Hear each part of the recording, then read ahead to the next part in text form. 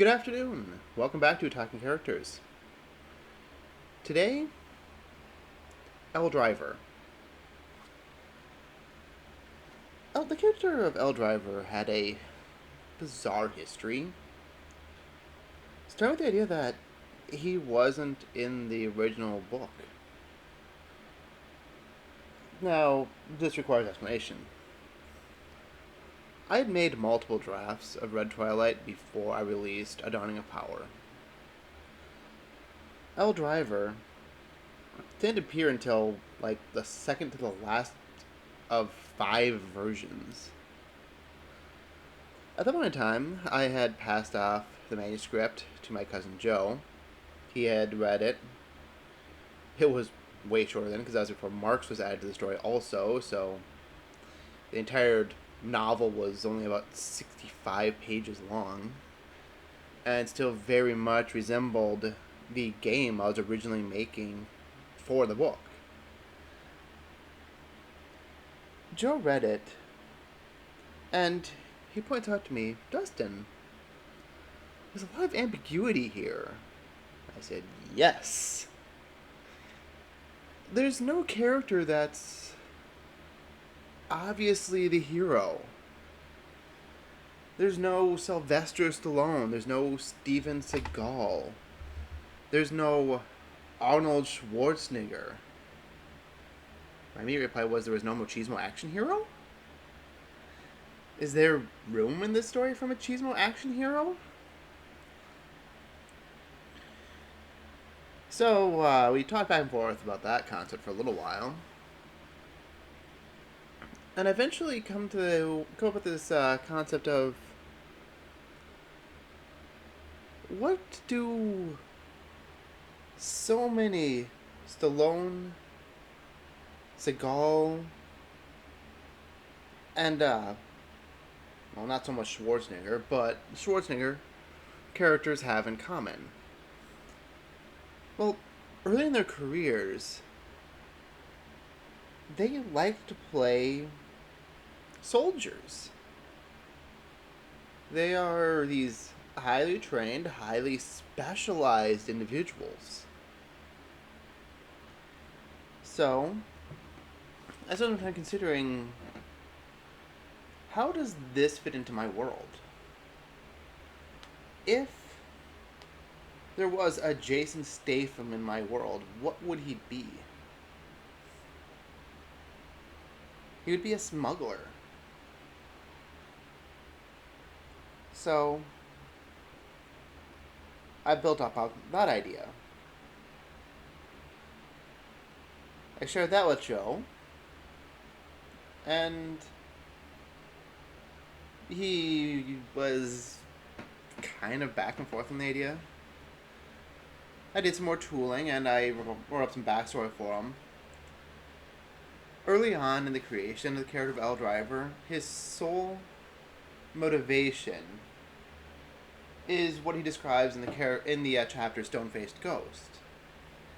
He was a man born and raised to be an exact copy of his father and do all the same work that he did. A mob enforcer, a cop working for the mafia. Well, played with some more, came up with the idea of, what if we go deeper? What if he has some unique training, some unique quality? He is an exceptional mathematician. He had met up with some possibly sexually deviant school professor that gave him this interest in breaking everything down into its smallest components. Then Joe came up with the idea of, what if he's Chuck Norris? What if he's an Army Ranger? So I worked that into the story. This was largely a character by committee.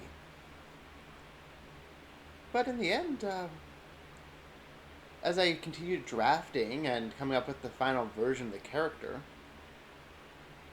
I ended up kind of liking the idea.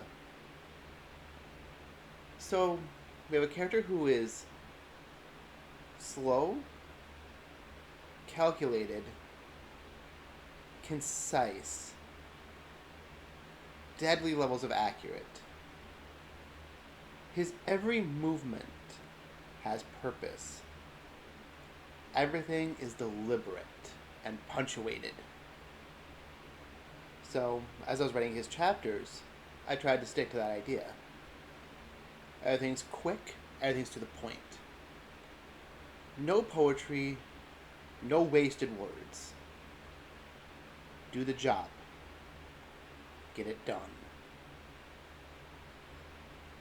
I had some experience in the army myself. Unfortunately, I honestly did not make it far. I'd signed up for basic training and I had started going through boot camp. Then apparently somebody looked at my medical records and realized that I was very much too sick to be a soldier. I was not the ideal weight, and there was obvious damage to one of my lungs. That's a story that I will happily share another day. But that episode of X-Files with the flesh-eating mushrooms, that actually happened in the state of Minnesota. And I saw it. So, Elle needed a partner. And Joel proposed Hercules. And I asked, Kevin Sorbo? He said no, something older, something less pro wrestler. So I took a look back at the actual Hercules mythology. And Hercules is not a good person. He just isn't.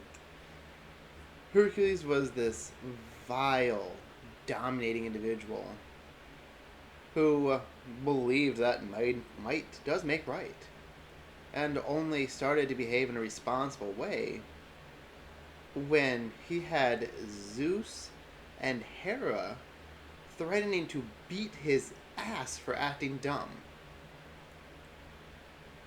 So I took the God of War approach.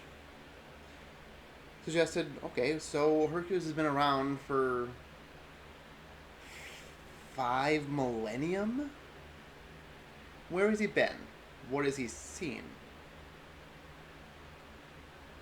I think he's seen Sweden, Denmark, Norway. Then came to the States.